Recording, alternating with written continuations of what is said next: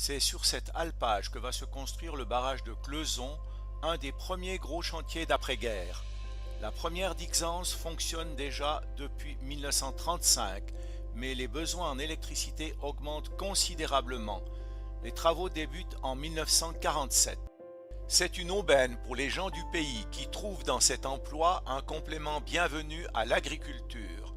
Les étrangers font aussi leur apparition, des Italiens en particulier. Mais la tâche est rude, la mécanisation encore sommaire. Hommes et bêtes sont à la peine. Le travail en équipe est nouveau pour ces paysans habitués à leur lopin de terre. Les travaux n'avancent pas comme prévu, la mise en service ne se fera qu'en 1951. Ce barrage fait partie de l'aménagement hydroélectrique de la Grande Dixence.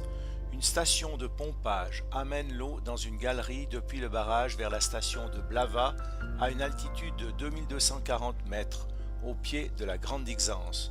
Le barrage de Cleuson est alimenté par la prise d'eau de Tortin. Il s'agit d'un barrage à contrefort renforcé, haut de 87 mètres et long de 420 mètres, avec une contenance de 20 millions de mètres cubes d'eau.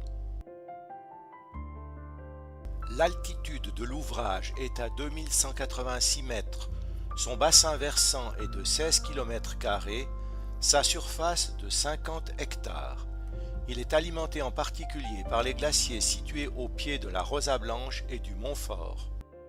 Ici, nous sommes dans le vallon de Cleuson, qui par opposition à celui que nous avons vu précédemment est le vallon de Tortin, avec les équipements hivernaux et estivaux pour le tourisme.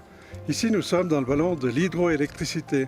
Toutes ces réserves alimentent le barrage de Cleuson qui est situé sur un verrou un peu plus en aval.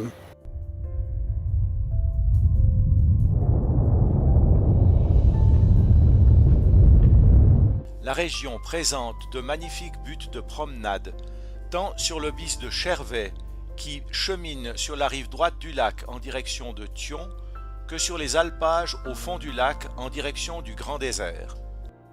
La couleur du lac est tout à fait particulière et propre à ce plan d'eau, liée à la composition de ces minéraux en suspension.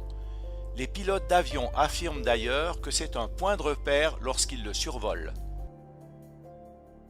À la hauteur du couronnement du barrage, sur la rive gauche du lac, la chapelle Saint-Barthélemy est la plus haute de la commune.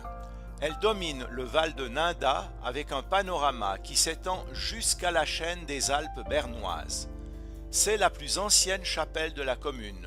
On ignore la date exacte de sa construction, mais un document de 1447 signé par l'évêque de Sion mentionne que 40 jours d'indulgence seraient accordés à toute personne qui ferait une aumône en faveur de l'édifice, ce qui laisse supposer que le bâtiment est antérieur à cette date.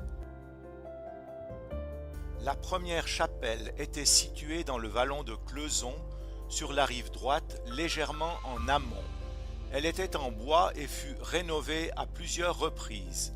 En 1951, les ouvriers du barrage en ont construit une nouvelle en pierre à l'emplacement actuel. Le panneau présente la liste des morts au cours de la construction du barrage, nous rappelant les dangers d'un tel chantier. Le barrage alimente d'une part le lac d'Edis par un système de pompage et d'autre part l'usine de Bieudron située en plaine et qui fait l'objet d'un autre reportage.